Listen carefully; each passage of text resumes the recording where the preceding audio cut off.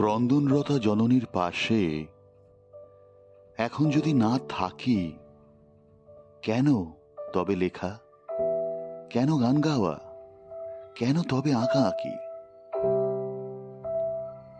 নিহত ভাইয়ের শবদেহ দেখে নাই যদি হয় ক্রোধ, কেন ভালোবাসা, কেন বা সমাজ, কিসের মূল্যবোধ?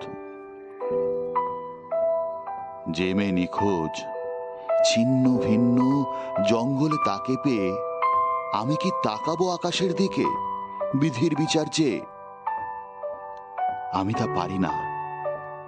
যা পারি কেবল সেই কবিতায় জাগে আমার বিবেক, আমার বারুদ বিস্ফোরণের আগে।